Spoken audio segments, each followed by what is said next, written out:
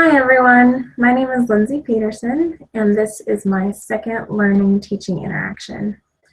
I thought that the chapters we covered throughout the last couple of weeks were really interesting and I feel like I learned a lot. So to begin, I'll go over the things that stood out to me the most. In chapter 4 of our textbook, which the title of that is Designing Effective Instruction, one of the first things we learn about is component display theory. Component display theory is a system of instructional design developed by David Merrill. It can be used for short presentations, extended training, and publications of many forms. In this theory, we learn different things that help teachers teach effectively and really reach their students or audience members. One thing that educators use to teach principles is telling stories. David Merrill called this type of teaching method an expository one. Expository means to present, tell, or show. Stories allow educators to illustrate the major points of their principles. Stories also make the learning process more interesting and effective. I can say that I've experienced a lot of that in my schooling, and I can remember specific teachers that made not my favorite subjects a lot more interesting and exciting to learn about because of their attitude and because of the stories they told. Another way that educators help learners take principles home is by inviting participation. David Merrill called this type of teaching method an inquisitor, an inquisitor one. Inquisitory means to question, ask, or invite a learner to practice basically what they're being taught. The main goal that I understood from this component display theory is to find instructional balance. This essentially means to find balance between leader talk and participant talk, and to balance generalities and instances. I think that's a huge thing to take away as I learn more about teaching, because it only makes sense that the more balanced your lessons are, the more participants will get out of it. So I learned even more interesting things as I moved on to chapter 5, which is entitled Engaging an Audience. I thought it was stated perfectly in the intro of this chapter that teaching is an art. So many things go into effective teaching. I found it helpful to know 3 elements of effective teaching, which are relevance, respect, and participation. I know that as a student, I've gotten more out of classes when I was expected to participate and complete exercises that would, in a sense, force me to learn whatever was being covered.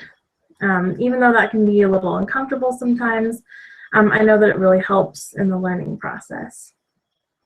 Something that I hadn't thought about, however, was that most of the time in family life education, the participants are adults. There's a whole section in this chapter that discussed engaging an adult learner. It's fascinating to me to know that a teacher has to consider every little aspect about their audience in order to really teach them. For adults, it's usually better to have an open discussion. The reason for that is that they won't feel like they're incompetent or that their life experiences or prior knowledge doesn't matter. So it's really the teacher's responsibility to recognize their adult participants' life experiences and knowledge and use that to an advantage for the group as a whole. In addition to this, I also found it intriguing to know that different personality theories will affect our learning. In our text, it said that personality theories are what change people.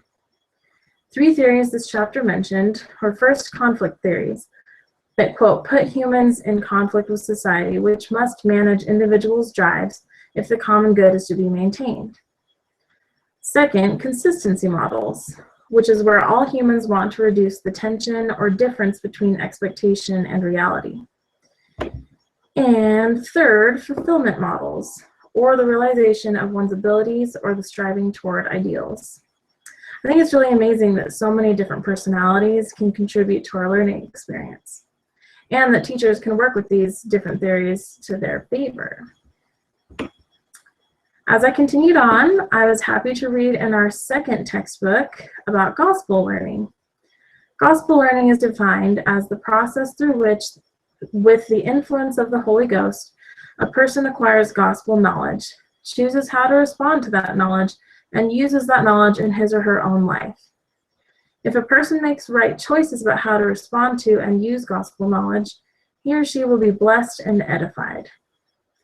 So prior to reading these pages, I never really put much thought toward people teaching the gospel and how they might have to use different techniques than other materials. I learned, though, that teachers can have the Spirit with them by living the gospel and seeking the Holy Ghost through prayer as they go about their teaching.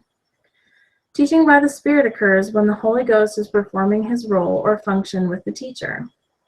There's a huge list of these functions that the Holy Ghost can perform, but just a couple examples include giving inspiration to the teacher or giving them the feeling of joy while they're teaching. I thought it was really neat. I also liked how in these pages it explained the student's role in learning. Students must not rely on their teachers for their learning experiences. My aunt teaches the 2nd grade, and she's all too familiar with the idea that teachers are the only ones responsible for learning, or if a student doesn't perform as well as they should. This is obviously flawed logic. It is true, however, that teachers can help students in their roles by stimulating readiness, maintaining participation, and aiding application. The next chapter, which is chapter 6, is called Teaching Skills and Tools in Family Life Education. There are select methods for family life education that the authors of our text chose to explain. I chose the 4 that stood out to me. So the first is leading, find clarity in their thinking through asking questions and making comments. The second is personal narrative, or stories of life. Stories from an educator's life or another person's life ground abstract principles in reality. As discussed previously, stories just make learning more entertaining and easier to apply. The third is skill training. Educators can describe the skill, model the skill, practice the skill with their participants in a non-stressful environment, give participants reinforcement and feedback, and allow their participants to use the skill in a real setting. The fourth and final method is role-playing. Educators can use both scripted and spontaneous role plays that allow learners or participants to practice the principles that they're learning. So I thought it was really fun to learn about all the different ways that humans can learn and grow through different education techniques. The final chapter that I'll be going over in this little presentation is chapter 7, which is called Working with Diverse Audiences. This chapter was a great reminder that there really is a lot for the teacher to think about when it comes to how they present their material. Teachers must account for ethnic diversity and family experience, as well as factor in multiple intelligences and learning styles. So this concludes my little presentation about the things we've recently learned in this class, and I hope you enjoyed the review. Thanks.